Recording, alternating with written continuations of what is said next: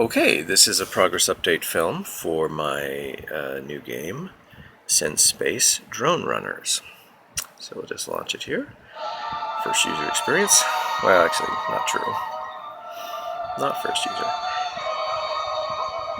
So at this point, I've already connected to a server session. So there could be, 8 people playing in this particular session with me. But in fact, there's no one. Actually, what I could do is I could just, while we're doing this, I could just start up another. Yeah, what was I thinking? You can't do this with just one. So we'll just let this tablet over here be powering up. So at the beginning of the game, basically it steps through this series of slides, which are my attempt at a help system. It's non-obligatory reading, but it's useful if you get the idea right away that think of it as a game controller with a trigger on the left and steering on the right, two thumb pad kind of things. Which isn't really, of course, but there's a couple of obvious circles in the final UI that hopefully will connote that. Anyway, as you can see around the edges, there are 8 colors, and we're going to have to pick a color to be one of the 8 drones in this star system. And the star system we're in is based on the currently selected star map. And when we connected to the server, it was under the name of a particular star map. So we're already selected with other people who wanted to be on that same star map. And you can think of star maps as being different kinds of little world adventures. The idea is that the members can craft their own star maps, and you can have NPC bosses and dungeon kind of simple scripting. Anyway, scripting in Lua with a lot of restrictions. Okay, your individual ship that you're flying around, it has inertia for the most part. The engines, you have forward engines and reverse engines, and they're just on or off. There's no finesse to the engine. And you move the nav stick up or down if you want to move forward or back. But while you're applying thrust, it's being applied in your current direction, which you change by going left-right, and that left-right stuff is totally proportional, so you can very accurately turn to any angle you want, slowly or quickly. But once you're at that angle, when you apply energy, you're applying it to your existing vectors, so you have to take that into consideration. You end up having to spend a lot of energy just slowing down in the directions that you don't want to be going in. Anyway, the trigger, there's a little row of potential weapons below the trigger, and you pick a weapon that you want, and then you push the trigger to fire it, and if you hold the trigger down, it'll fire it multiple times for most weapons. You get more weapons by picking up power-ups, basically. As you fly around the star system, you'll see these little power-up pyramid gizmos that you pick them up, and you don't know ahead of time what you'll find. And they, amongst other things, they can be a trigger to the star map to start a quest, like you tripped over the one that opened the crack in the universe that allowed the big monster to come bubbling up through it. There is gravity. When you design your star map, you can drop stars as well as barriers, and it's I always start my math off as being super accurate, but of course in the space game that's not great. So then I try and turn on the sort of big-eyed puppy dog effect, and so I get cute gravity, gravity that isn't boring for 27 years and then frightening for a millisecond. This is gravity that does you good when you're near it and ignores you when you're very far away from it. And hopefully you won't hate me too much for having inaccurate physics. But I've actually captured the spirit of the physics, is my point. Anyway, so just spent a long time telling you stuff that you'd know better if you just read the slides. And I don't even know if it's gone through all the slides yet, has it? I'll just go through the rest. You can pick different star maps. You can make your camera orbit your ship. You can get up information on other players by tapping on their thumb. You bring up their page.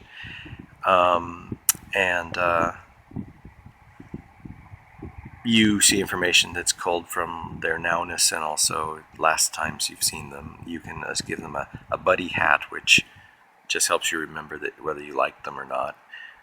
One of the hats also is what I use to make somebody a mutant, so that you don't hear them anymore. You can target them, you can spy on them, which I like. That was in the original synSpace. It just tells your camera bot to go flying off and chase their ship instead of yours. Hats are just, they're from Arcadia. It's got a social keyboard. You know, there's some restrictions, but you can text chat. You have several personalization features, like you can adjust the shape of your own ship with, you know, these little designs. Oops. And likewise, you can paint your own little face. And these assets are distributed to the other players automatically as they encounter you. Anyway, so what it really wants us to do right now is pick our color, so we'll pick red. And so, for example, this is the last time we played, this is how we left it. And I'm not really fond of that face.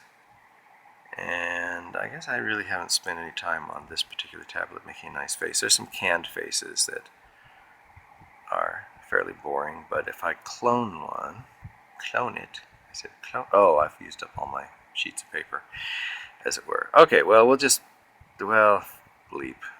Well, no, we'll take this little sunset. That'll be our face. There, we're from the sunset planet. Our ship, yeah, it's an okay ship. Again, we have others that we've made, and if we want to, we can.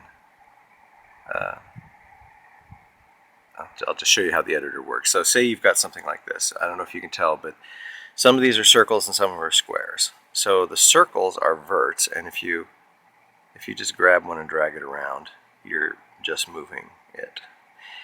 The squares represent the bone, the center of the bone, and if you move a bone far enough, it will break, and now it becomes a vert, and you have two bones, where before you had only one.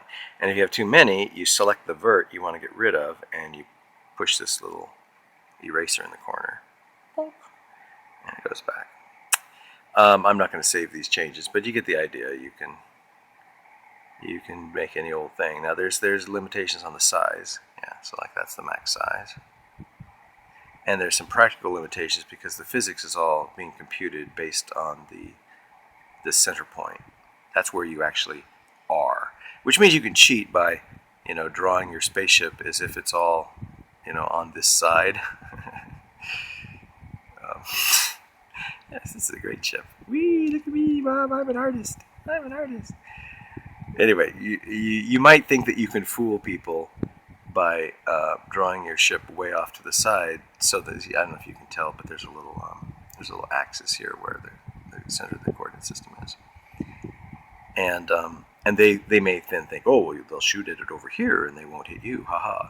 But they'll see your engine flame coming from right there, and they'll see these little smoke dots that kind of represent your path through space at your true position, and they'll know that you were trying to do that, and they'll just laugh at you and say, haha, you're an idiot. At least I hope that's what they would do. So we'll abandon those changes. Now, I did make the changes, so it's possible that they are still temporarily in memory, and when we launch our drone, we're going to get this one.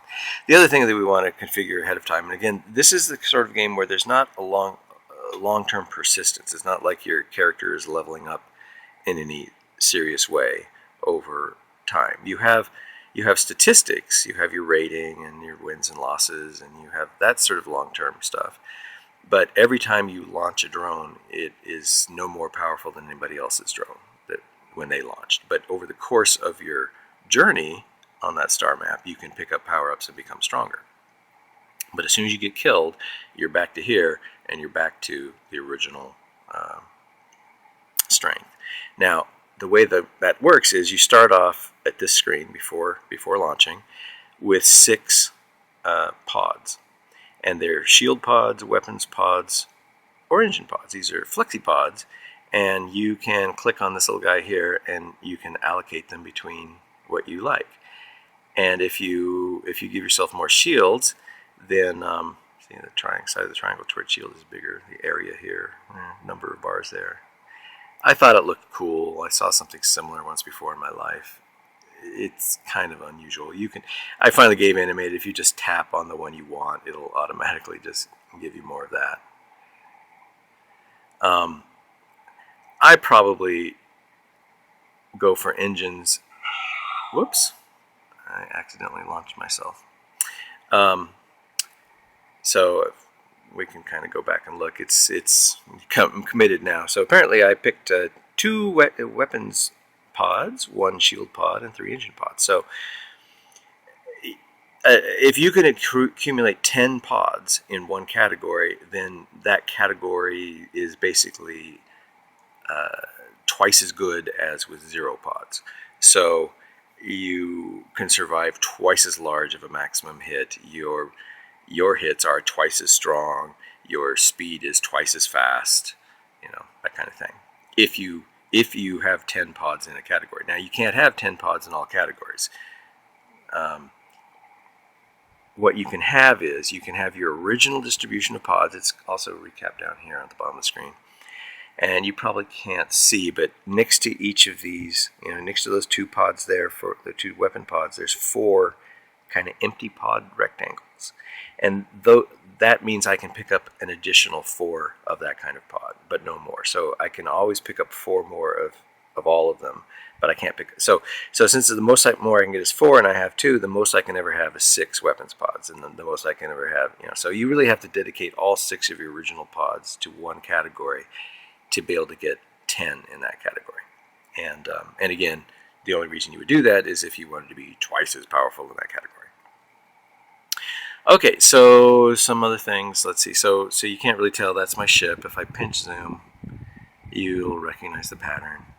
And if I pinch unzoom, you can see the universe. Woo! This is the star system we're in. And you can play at any resolution you find useful. This is my trigger. Keep my little weapons, and I default to the simple weapon.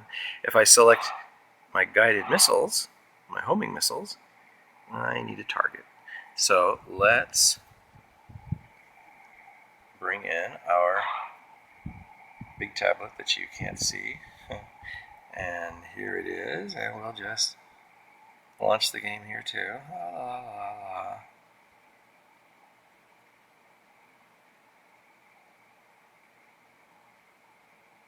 Oh, there it is. Okay, and you can see. Can you see?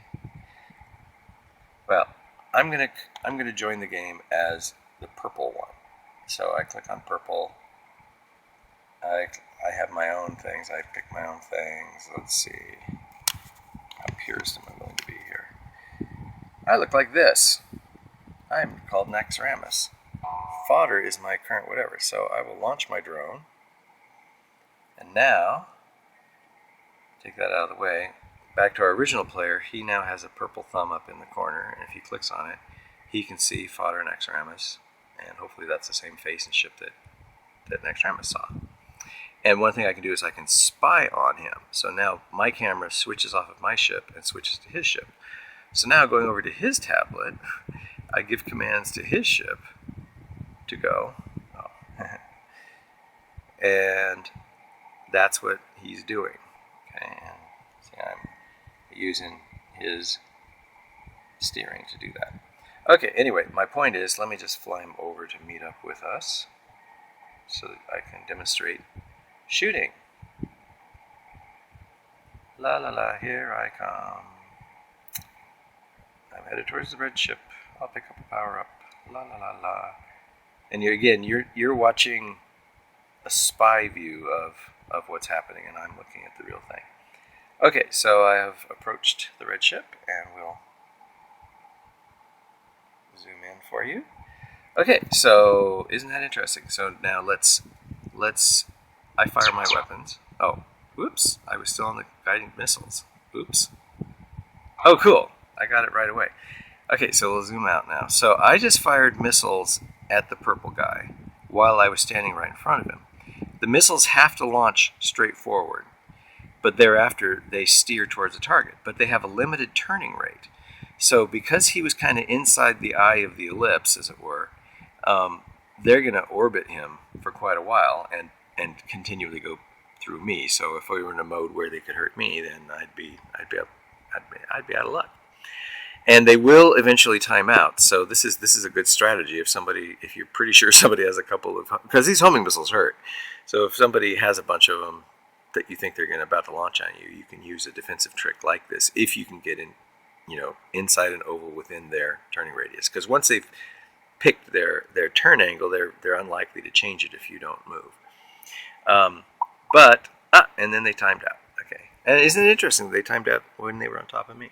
That's neat. Their launch point. Would that always be the case? I can't imagine that always being the case. That must be luck. Okay, so anyway, now let's get off of the homing missiles and fire just some regular bullets. And they're missing. Woo, look at the miss. So now I'll have this guy back up. And I'll just use the stop button. Okay, and now and this is maybe the first time you've seen the steering. That's my steering, that's my nav stick. When I touch it, I see an enlarged picture of my own ship. And by the way, the fact that I'm seeing this in red is to reinforce to me that I am, in fact, the red player. This is also reinforced by the little crown on my thumb here. That means the star on my thumb. The star means it's me, because I'm always the star. The star, you are the star on your own machine. The crown means that on the server session, you're the boss, you're the moderator. And depending on the star map, there may be certain responsibilities that you have as the moderator. The server will always designate somebody as moderator. And I don't think I give you a way of manually handing it to a particular person other than everybody else leaving the server and then coming back. But anyway, as you can see, apparently I hit the target button on this guy, and so he's my current target. So I can now fire my missiles. Let's see, I'll do this kind of quickly. I'm going to fire one homing missile at him, and he's a distance away from me now, although he's not that far away. I'm going to put him in motion. Let's get him in motion. Okay, and we'll wait for him to think he's gotten away. La, la, la, la, la. And you can see on my radar here that little purple line that's pointing towards the purple ship, and it works out to about half the distance of the galaxy. The galaxy wraps, the star system wraps. You can't leave it without actually. There, he's gone. Okay, so now I go ahead, I fire my missile. And then I spy on him. So we can watch the missile get to him. The missile missed him. The missile missed him again. It's coming around. Oh, it's going to get him this time. Here he comes. Boom. But you see, he had a chance. He could have done some steering and quite likely avoided the missiles. And that's what I want. I mean, if I have a fire and forget missile that's just going to track somebody down, I want it to be possible to avoid it, but I want it to be thrilling for those 30 seconds when, like in the old Star Trek movie when they're trying to outrun the giant ball of expanding gas and they're going as fast as they can. It's getting closer and closer, but they last just long enough. It's like, that's the emotion that I would like the player to have. Anyway, but I think that's, so there's other things you can pick up as power-ups. This one here is actually pretty good.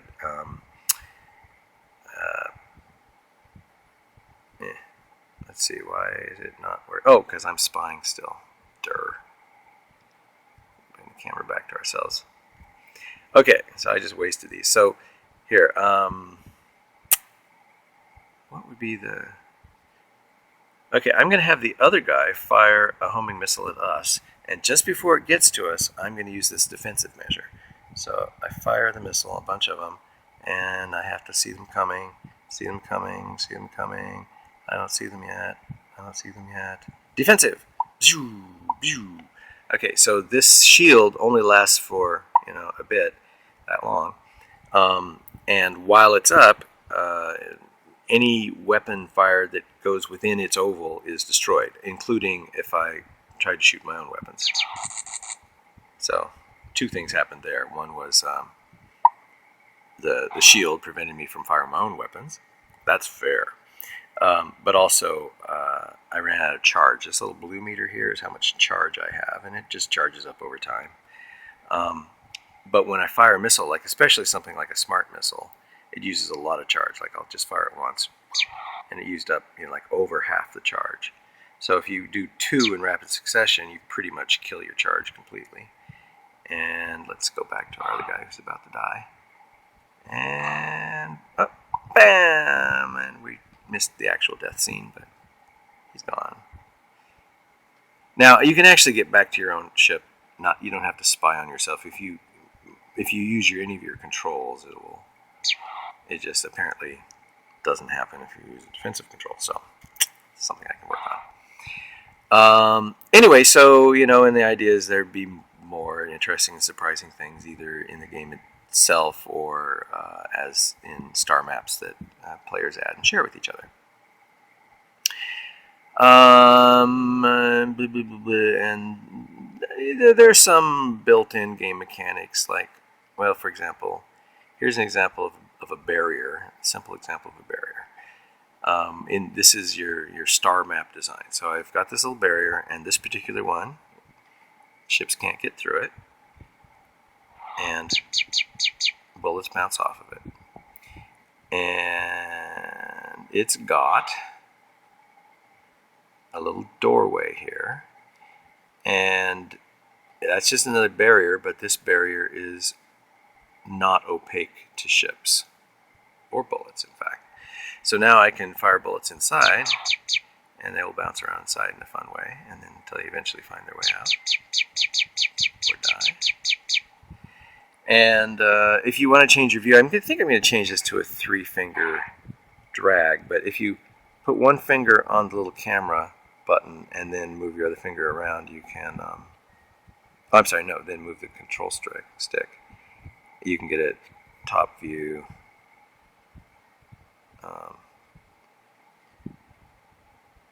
Why wasn't it? Oh, I can't zoom at the same time. Oh, interesting. Okay, so you can change your camera angle. Whoopie-whoop. And if you tap it, well, that's not entirely true. Get it to the kind of angle you want, and then if you tap it, it will recenter you such that you're behind the ship. And that's usually where the camera's fun to be. And maybe I'll put in some automatic, dragging the camera behind you kind of stuff. Other things on the screen, there's some diagnostic stuff down here in the corner, which is also hiding the options button, which if you click on, brings up the options screen, which also has an almost invisible little X to close it. And this is just reinventing the wheel here. And there's some stuff you can do, and some of it I won't talk about yet. And notice I'm inside. I've also got this little red ping pong paddle that when I hit it, it's going to hurt me. So you see my energy just went down, boom, to half.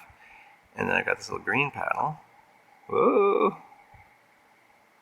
Does that use charge yet? The stop button is supposed to use a whole bunch of charge because it's a cheat. But man, I'm not having luck playing left-handed behind the camera here. Woo! Okay, that'll do it. Okay, stop. And now you see I got charged. So that's not as hard as I made it look. Now, I think it's going to be up to the star map. Notice how I can actually shoot by sticking my nose against the wall. That's probably a bug. I kind of like it, though.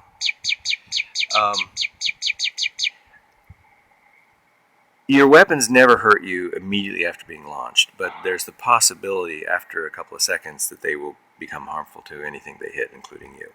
And that can be really cool when gravity and such is such that a missile that you fired in the forward direction ends up actually going pretty much the same speed that you're going, and you're drifting slowly towards it. It's a neat feeling. Anyway, so there are rules and blah blah blah, and the star map can control it and blah blah blah blah blah. Let's see. So I showed the camera button and I showed the stop button. That's how I was stopping. I got the star map button, where if I wanted to pick another star map, this is telling me that there are two people connected to a server session using map 0, which is the map I'm on, and one of them is me and one of them is that purple guy who's dead. I'll bring him back. I don't want to change right now, but that's what it's like to talk to the server. But you'll notice that we didn't see that when we launched the game.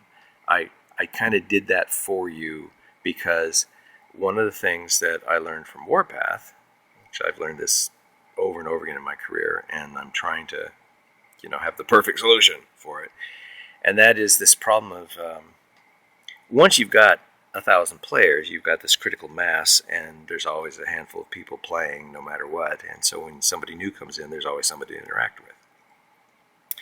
But before you achieve that critical mass, you don't have that. And if you look at the server logs, you see all these sad stories of people just missing each other. Even if you had 100 people all wanting to play right now, if they only stay on the server for a couple of seconds to see that it's empty, there's still a really high probability that they won't run into each other. And with Warpath for Android, that was particularly true.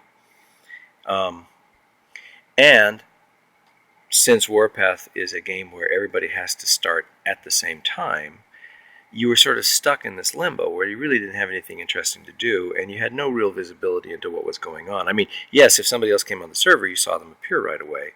But if nobody came on the server, you didn't see, in the last hour, there have been this many people on the server, and your expected wait time is, there wasn't a lot strong of that. But even that's not much of a palliative. People just don't like to wait.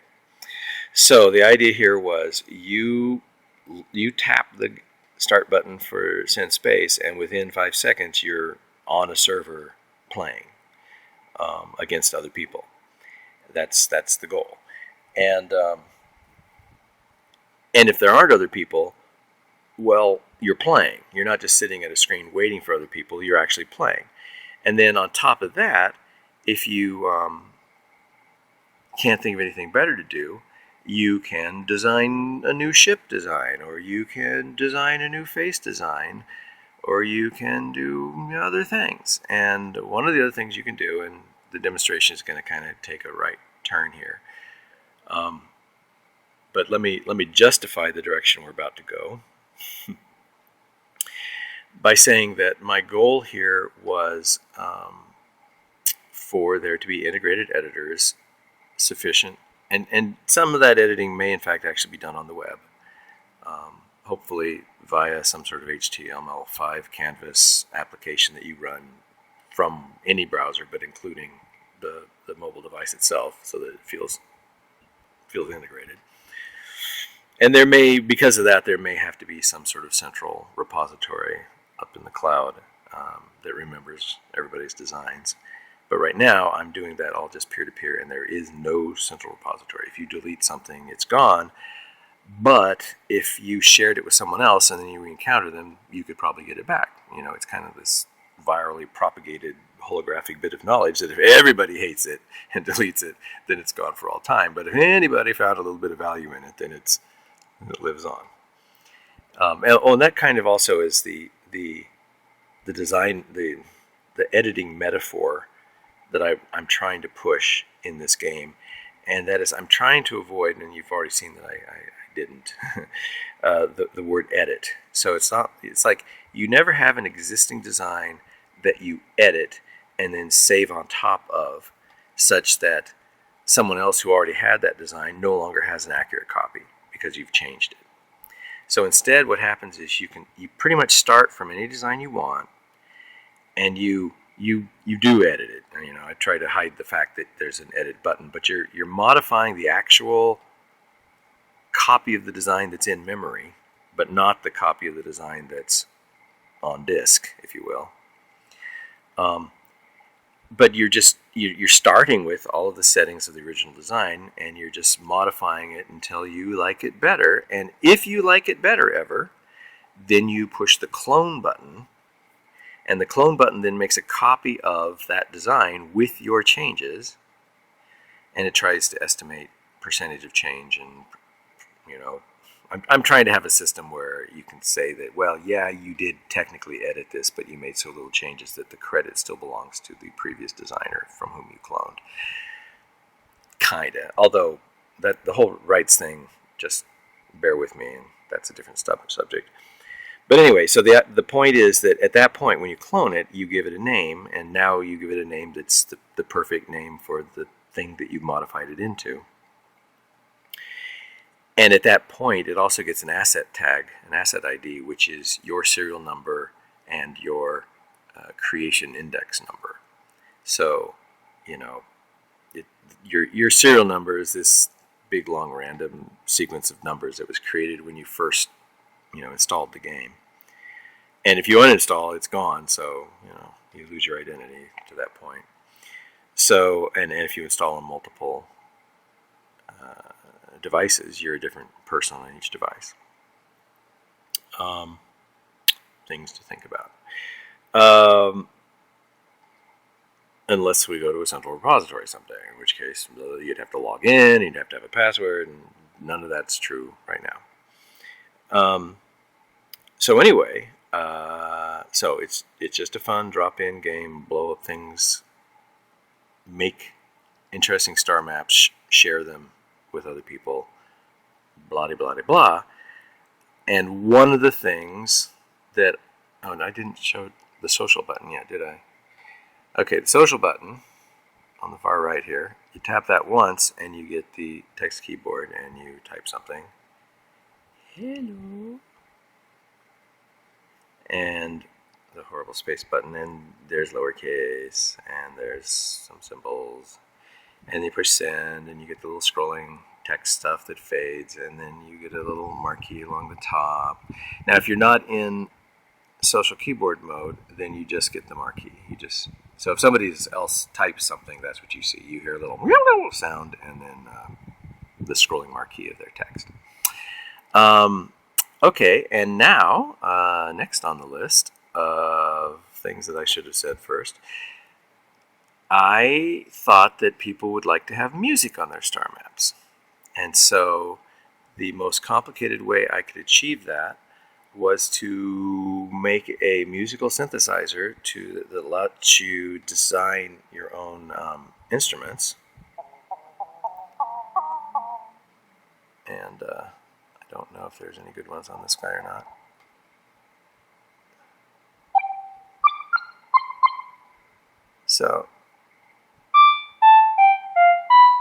So anyway, so I made all of these on this machine.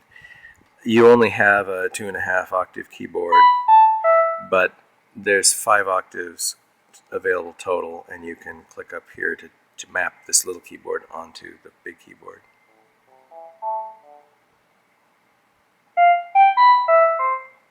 Like that. And so now we're going to be talking about music for a while, and the idea is that the real reason that this is here is so that you can craft music for your star maps. But it's also something to do while you're killing time if you do have to wait for someone for the weird little map that you want to play that nobody else wants to play, and you're hanging around. You got something to do. And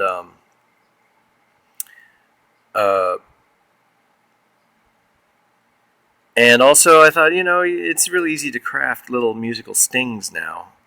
That could be your, you get on the server and everybody hears your little da da da da da kind of thing happen, or you just be another form of communications, and you have a little chat keyboard that is emoji that play da da da da or mogi mogi mogi mo or whatever you want, and maybe some of them connote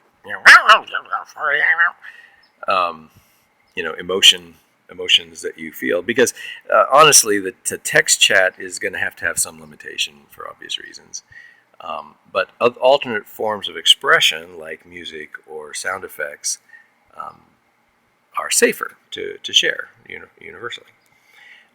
So anyway, so those are just excuses, because really I just wanted to work on it, and it's a work in progress. For example, this little screen here is going to be changed soon, so it looks better on a smaller displays. Well, everything's going to change, presumably, but this is what I have so far. So You can see the clone delete metaphor. You clone something. Right now I have strings bell loaded, and that sounds like this. In this octave, it sounds like that. If I push the synth button, we can see some information about it. We can see its harmonic content. This is the fundamental frequency. Whichever note I pick here picks the fundamental frequency. And then this is the second harmonic, third harmonic. And if I make them red by tapping on them, they go away. Oops. And again, I'm being left-handed on a screen that's smaller than I'm used to. Okay, so that you're hearing just the fundamental. And now you hear just the second harmonic. And then hear the second harmonic and the third harmonic. So there it starts to sound kind of musical. Anyway, so the idea is you blend together these harmonics, and the height of these little bars is how much. So this is a sort of a classic pattern of all the harmonics at a diminishing amount each, sort of a 1 over n representation. And it generally has a stringy or brassy, it's a musically common sound. Anyway, so you do that to get interesting harmonic content. But then you also have the amplitude to worry about. And so I have these contour generators, and I have 6 contour generators, and these little tabs up here select the different contours. And they all start off the same, but this is a pre-existing instrument. And so if we change it like this, see how the lines at this point turn red? There's a concept of sustain, and not all instruments have it, but this one, I've over here in the knobs section, you can turn it on or off. But this one has sustain, which you can tell by the red lines. That's the point. So when I tap the key, the loudness envelope is going to follow this pattern. There's going to be, I'm loud, I'm not quite so loud, I'm really loud again, and then it's going to come down to the sustain point, and if I keep holding the key down past that time, it's just going to go, I'm exactly this loud for as long as you hold down the key. And then when I let go of it, it will drift down pretty quickly. So I expect to hear a big loud pulse, and then blah, and then let go and have it go away. And you can see it on the oscilloscope down below also. And the oscilloscope down below, you can pinch zoom on that and check out the waveforms and blah, blah, blah. Now the thing is that these harmonics, these harmonics are all bound to this envelope generator. You can tell because they're green when it's selected. If I select a different contour generator, they're yellow because they exist, but they're not bound to this particular contour generator. So what I can do is I can say, well, if I hold my finger down for a half a second, I bind them to the current contour generator. So now these first 3 harmonics are driven by the first contour generator, which lasts and has sustain.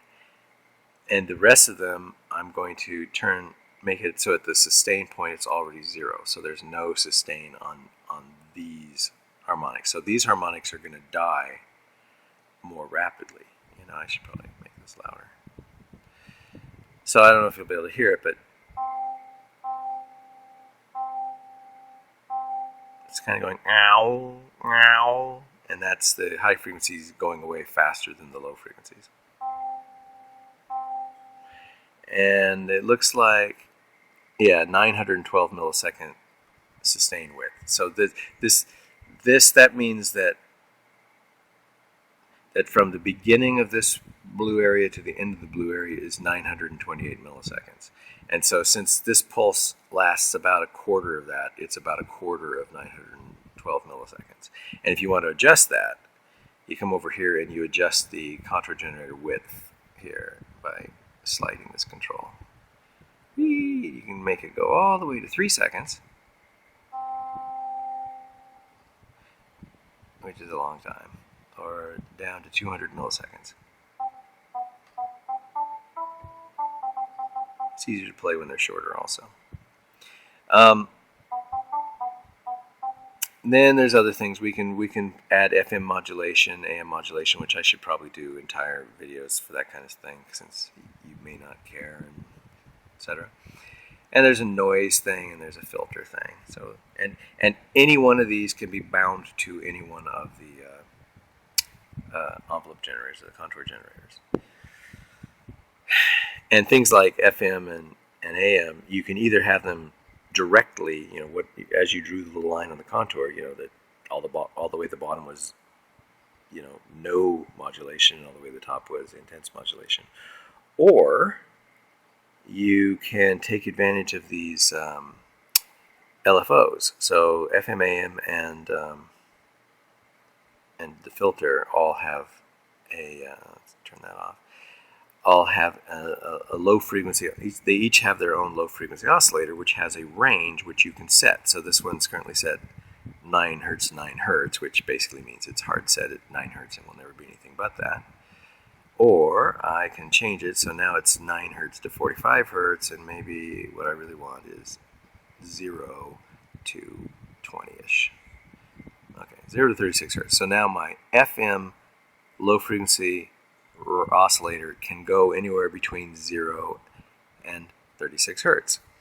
And we come over to our synthesizer, and that, did I say FM or did I say AM? Anyway, whichever one, whatever envelope that it's bound to, when the line is at the bottom, it'll be at that minimum frequency, and when the line is at the top, it'll be at the maximum frequency. So if you want to have a warbling tremolo or vibrato or something, you can still design the shape of it with an envelope, and the intensity of it with that LFO range. If you set the LFO range to 0 to 0, then it turns it off, and it's just direct pass through of the envelope. That probably doesn't make any sense. Probably didn't say it right, but anyway, it's fun. It's a knob you can control. I haven't done the emulation yet. There's a bunch of knobs and things we won't go into today. And what we will go into today is the groove. And I needed a word. I like this word. The idea, this is kind of a song, would be one way of thinking of it, or a score. Background music in your star map would probably have a handful of grooves, and you would switch from one groove to the next based on time or quest triggers. Like somebody picks up the right power up, and that goes to the script, and the script says, "Oh, trigger groove 7," and now suddenly it switches to an ominous groove, and who knows, maybe there's some automatic groove to groove transition stuff, so that doesn't sound too horrible. But anyway, the point is that the groove is simultaneously a performance and a collection of tools that facilitated that performance, such that given a groove, you can play back the performance as it was originally recorded, but you also have all of these loops which you can then re-record with. So you could record a new solo performance going along with the same loop mix, or you might vary the loop mix and just generally have fun. And the idea is, so we start with a groove. So we pick a groove. Look, we picked a groove, and now we play it, and it's not going to be very good, but here it is.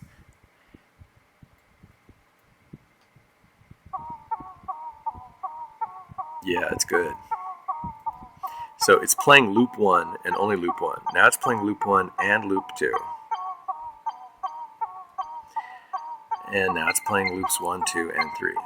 And in general, at performance time, you just tap these little loop buttons on and off to take it between yellow and green, and that's how you add and subtract loops.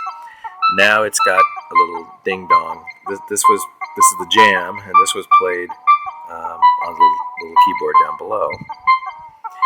And so that's it. So that's the performance, and we'll just stop it and rewind just in case. Okay, so now how do you make your own jam? Well, you start with someone else's jam and you modify it. But let's start with this one. And there's two things to edit here. There's the loops themselves, of which you can define up to 15 currently. and there's the jam that you played along with. So we don't. So there's basically this little micro tab here is to adjust the loops, and this one that looks almost the same is to play the jam. Hopefully they'll be less alike over time. But while you're on this one, first of all, let's turn them off. So I've toggled them all to yellow, so now they're all off. Okay, now only one of them is selected. So on the editor, on the loop editor page, you select exactly one loop. So I've got loop 3 selected. Now I'm going to just cheat right now and erase them by holding my finger in the square for about a second. And you see it turns black. Oh, I want to make changes, so I have to be in record mode. Okay, so I do that, boom, I do that, boom, do that, boom, do that, boom. Okay, so I'm just getting rid of all the loops. Okay, and I'll stay in record mode. Now I've got loop number 1 selected. Oh, fuck. Bleep. Loop number 1 selected. And you can see this little Cylon Raider thing going across the screen. Loop, let's pause it. A single loop contains 16 little slots, 16 steps. And I can move to any one of them I want. And then play a note, and it will be stored in that slot. And I can change instruments.